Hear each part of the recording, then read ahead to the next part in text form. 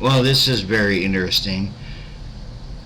A new witness has come forward in the Idaho 4 murder case, and she is about to drop a revelation on us all. Let's get into it. I don't know if people are aware of the fact that there were at least two of the people, they were mutilated. I don't know what I can say. I don't know what I'm allowed to say. But I can say that they were. It was not like somebody had a butcher knife or anything like that. Like the wounds were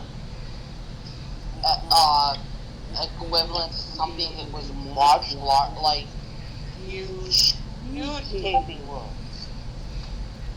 Not like maybe like a machete.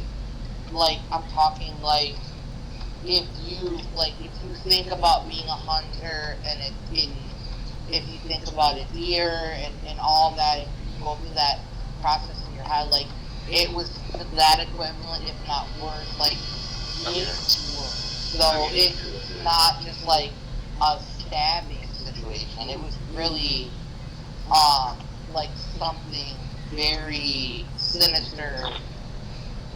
How do you know that? How do you know that? Well, I know from Dylan. He told me from what Hunter knew. And Hunter is Dylan's boyfriend. So how would he know? Think about it. How would Hunter know exactly what they looked like? The gaping wounds, on what could cause gaping wounds. Recordings just got better. Hey, it's Dana from StreamYard. I'm so excited to announce.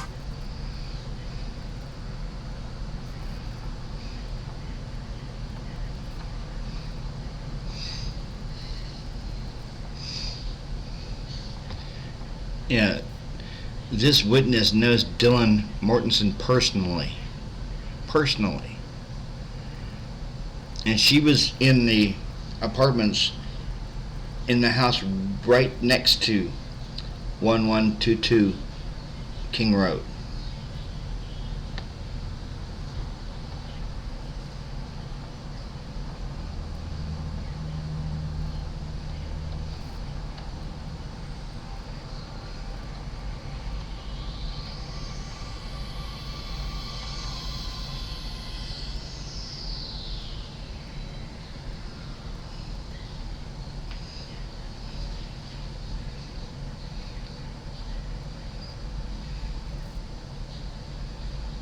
What really triggered me to want to reach out is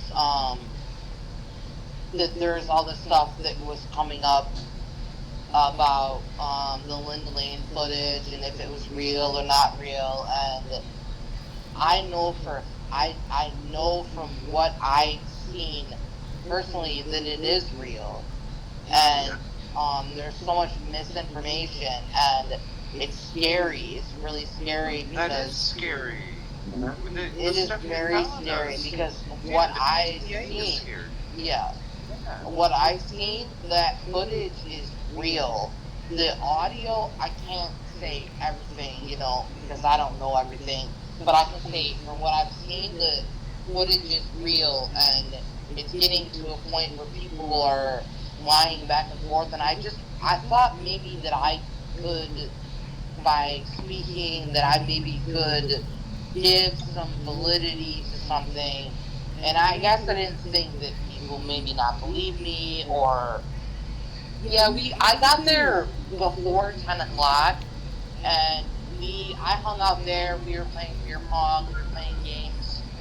We left at like a little after 1:30 to go get more alcohol. And then we came back, and then I was there. I fell asleep maybe around 3 3:30. I woke up in the morning. I woke up around maybe about 8:15. The latest maybe 8:30. And I smoke cigarettes, so I went outside to the balcony to smoke a cigarette because we don't smoke in the apartment. And I seen 5 people outside in the backyard area of the house. There was there was 3 males and 2 females. One of the males was like very pale and had light colored hair. There was a black male. There was another guy that I had never really even seen before. That was kind of just like had his hoodie up. I believe I seen Dylan out What there. color was it? The apartments that I was at, there was a balcony, and if you go to the right of the balcony, the house is literally like up, like next to my shoulder on the right hand side. So it's like No, the apartment's that house. it's Straight back. literally there, and we had a lot of people there. Yeah, we were partying just like an average night. We had a lot of people in the apartment. We partied all the time. There was always ruckus that's going on through the neighborhood. You know, for the most part, I never really seen or heard anything that was really strange up until like about 3 a.m. But in the morning, I remember seeing Dylan because I know Dylan, she's taller, so I can kind of figure out. And I know Emma was there, and Okay, now this is a new name. Emma. Why is this the first time we're ever hearing about Emma? I mean, we've heard about the victims, yes. Kaylee, Maddie, Ethan, and Xana. And we've heard about the 2 surviving roommates, Dylan and Bethany. But we've never heard about Emma at all. And we never heard, and if you remember, they found 3 unknown male DNAs in the house. Could those unknown male DNAs be those 3 males that was out there with Emma and Dylan that morning? And why is the black gentleman in jail now? Emma's friend, and there was a guy that was also, like I said, really pale. I wasn't sure who he was, with light colored hair. And there was another guy that almost sounds like Jack Decor. Pale skin and pale hair. You'll see it later on in the video. had a hoodie on that I couldn't identify. But they were all just literally passing a joint around because they would wake up and smoke, and they were just all smoking. Like, I would have never guessed anything happened at that house when I woke up that morning until I found out later. I didn't leave until like 1:30, but I would have never guessed that anything happened because they were just out smoking like normal, like nothing had happened. Well, at like 3 a.m., a little bit after 3 a.m., this was before I went to bed, we were supposed to, in the apartment that I was at the party, we were supposed to go on the balcony to smoke. We were not supposed to, like, smoke weed or even cigarettes inside.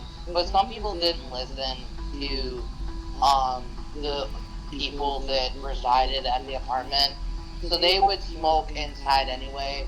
So they would crack, like, 2 of the windows, like, on the right-hand side of the apartment. And, when they did crack the windows to get the breeze and to get the smoke out, like, there was a lot of stuff that went on it. Like, around a little bit after 3, there were a couple of things that I heard that were really disturbing, but, I was drunk, and I just said, like, in my head, I was like, you know what, it's probably something really stupid, and I'm just overanalyzing it, you know, like, in my head, I didn't think, like, oh, there is something of emergency. When I look back on it now, like, it literally tears me up inside because I'm like, could I have done more? Could I have, like, did I just bypass something, you know? And But it was like scream. It was a scream. There was one scream. It was. It literally like. It sounded like somebody was being mauled by a bear. Like it was like. You heard When that? did you hear that? When did you hear that? This was a little bit after 3 a.m. But then, there's a lot of times that screams go on at parties, like, Over the past 6 months, we have been investigating as well as exposing the truth behind all of these food processing plants that have been like, really, for weird reasons, and so, in my head, I wanted to just tell myself, okay, well, this is a little weird, but even if I thought it was, something maybe to think about, I'm at a party with a bunch of people, and we were smoking weed, and we were drinking, and there were people that were doing illegal drugs, and, you know what I mean, like, if I would have called the police, I would have gotten everybody at the party in trouble, too. I had, like, so many things weighing in my head, like, if I had done that, and even if I did, I have to tell an officer, like, hey, I'm drunk, but I heard this scream, like, is he even going to believe me? Like, I was really backed into a corner. So, but now that I think of it, like, it bothers me because I remember that scream, and it was not a normal scream. It was Right. more. We were playing a game called Two Truths and a Lie, and we were playing beer pong too as well, and I had a friend that went on Instagram Live. It was like 22 minutes she was on, and like 18 of those minutes we were in the apartment, just like our music was blaring, like all that stuff. There was maybe like about 2 minutes when we were outside and we were recording it, and you can hear something. I don't know if it was something related. You can hear some stuff around 3 o'clock. We had heard they were trying to find Murphy. They were trying to find the dog. But Okay. Why were they trying to find this dog at 3 o'clock in the morning? When they found Murphy the next day after the heinous attack, Murphy was locked up in the third floor former bedroom of Kaylee's. Did they look for Murphy so they could lock him up? Did Murphy get out? This is another point where this investigation goes deeper. Why were they whistling for a dog at 3 o'clock in the morning when the dog was locked up in the bedroom? The third floor former bedroom of Kaylee. It makes you wonder if they weren't trying to find the dog so they could stick the dog in the room. remember they were calling for the dog. I don't know if the dog was missing, but I remember there was like, I don't know if it was Ethan, but somebody was whistling, a male was whistling for the dog. They were looking for the dog at like 3 in the morning. Was that before or after you heard the scream that you It heard? was before the scream. Before. You didn't have to, Yeah. yeah, before. So see right there. She heard the scream after they were looking for the dog. Did they find the dog and lock it in the room? And then whoever it was proceeded to stab those 4 innocent people to death? Whistling, but we knew Murphy because when I would party over there, sometimes Murphy would get out, and and we kind of knew the dog, just like a neighbor dog. So when we would hear stuff like that, we just presumed that because nobody else really had a dog over there. I have been in contact with Nancy Taylor, her team of people, and I gave her my friend gave her the Instagram, the 22 minutes of that night, and I've been in contact with her, And everything that I've expressed right now, I've expressed, and we haven't really divulged on like getting deeper and deeper into it. But I've expressed these things to her, and she wants me to. She wants me to actually physically go there to where I was, and to show where I was in that time frame and what angle of things that I've seen, and I'm terrified to do so because I'm worried that somebody's going to be filming and they're going to film me and see me. She said you can do it at really late at night. Yeah, but you can. There's so much more that I do know, things that have gone on, but it's like telling my side. I get the people that believe me, and there's a lot of people that don't. And I understand. I have reached out to the proper people. How are they not taking you seriously? So you think you can talk to the FBI too? I have talked with anybody and everybody that I can talk to that would hear my story and that could do anything for that. I have spoken, I have shown, that I was at the apartment that night. I have shown documentations that I was a student there. I have given proof, and despite doing that, I still don't feel like they have taken me seriously because nothing has happened from that. I mean, they've listened to me, but nobody has looked at other evidence or anything. They're just going with this riot solution. I know, I was so much. Could Brian be an innocent man? Could he be involved in a frame-up? Could the PCA of Dylan describing what happened that night be a lie? Could Dylan know what really happened that night? Because I'm sorry, 8 hours of a frozen shock phase, and at 8:30 in the morning, the day of the murders, or the day of when they found the bodies, you're outside on your back patio with 4 other people smoking a joint. I'm sorry, people really need to look at Dylan more closely, because I think she's lying in the PCA, and I think that Brian is being set up for a scapegoat.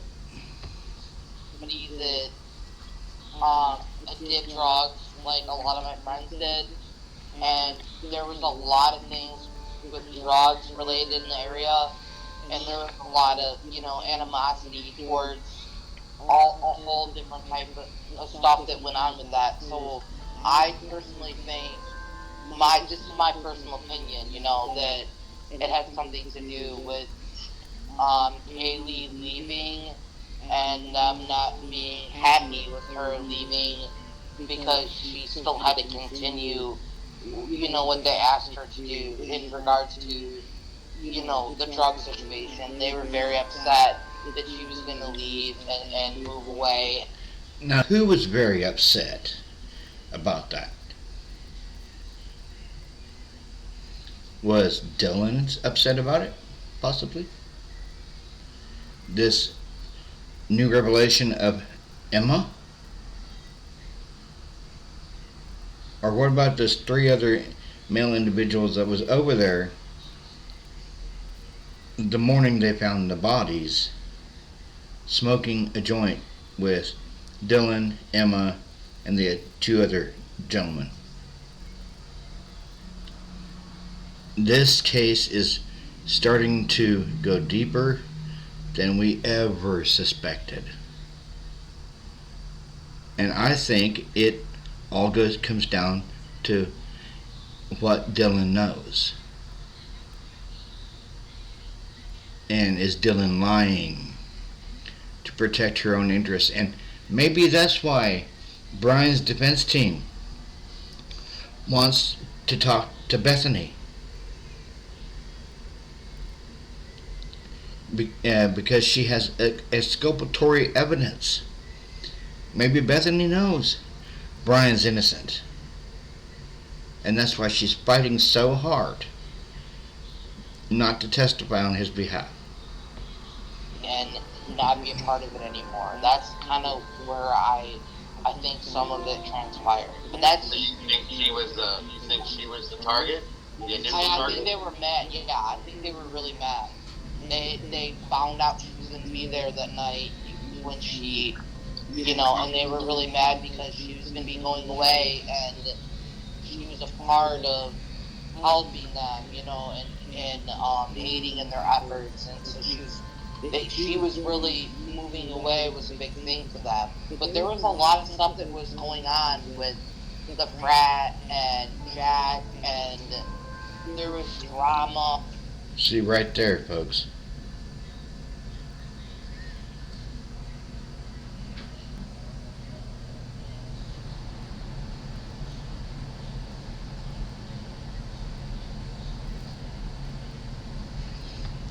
For them. But there was a lot of stuff that You'll was see going it on here in a minute. with the frat and Jack. Pale skin, pale hair. Now, what was going on with the frat? And what was going on with Jack? And why did somebody resembling Jack's description be at the house that morning smoking a joint with Dylan, Emma, and the two other individuals? And there was drama. There were so many different things that could be a possibility, but none of them that ever came to my mind was Brian ever, because I never had seen him. They said they said we appreciate leads and stuff, but that they kind of already had what they needed, and they didn't really need any further information. That's crazy. Yeah, their agenda. And I know people say like, well, why would you give this information? And honestly, I've been comfortable giving the information because there's so much manipulation. 90% of the people don't believe me. Anyway, Right. even like, and I'm being real when I say this right now. There are so many people that aren't even going to believe me, so that works to my advantage.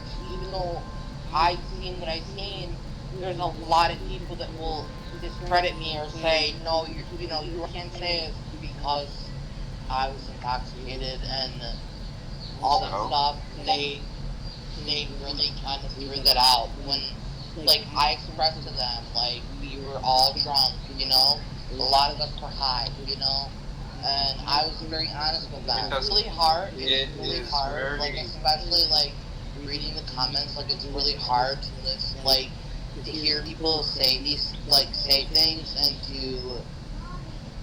it's really difficult. It's really difficult to, hear people, just think, that I would make something. I don't want to be involved with any of this. I never wanted to be affiliated with any of this. The only reason why I reached out for my story was because I have heard so many different things, and I wanted to be a voice of reason in the sense that I wanted to give somebody a perspective of something that was actually of substance of what was going on and what I knew and what I had to say to help the people that are trying to help this case. I don't want any recognition. I don't want any attention. I don't care after this if anybody ever contacts me again. I'm not about any of that. I just, I see people's work and how hard they try to work to solve this, and I'm like, you know what, if I'm able to tell a little bit of what happened, and that maybe could be something that could help anybody else to investigate, then I feel like I kind of made it right, because I should have maybe called at 3 a.m. when I heard what I heard, but I didn't. So I feel like I'm making it right by doing that. But I don't want any recognition. I don't want any, I don't want any of that.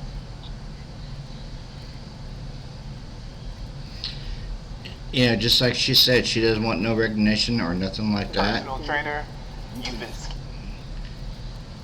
This just goes to show you, folks, there's a lot more out there than who knows what's really going on. Like, Dylan really knows what's going on. And Bethany knows what's really going on. And this is the first time ever, folks, that we've heard about an Emma. Who is Emma? And who was these other three individuals with Emma and Dylan the morning of the slayings? Well, when they found the bodies. And why was Dylan getting high at 8:30 in the morning on the back patio of the house? I'm smelling a cover-up. I'm smelling that a possible innocent man is getting railroaded. Everyone, make sure you like, comment, and subscribe to my channel, and hit that bell notification for any new uploads. Peace and have a good night.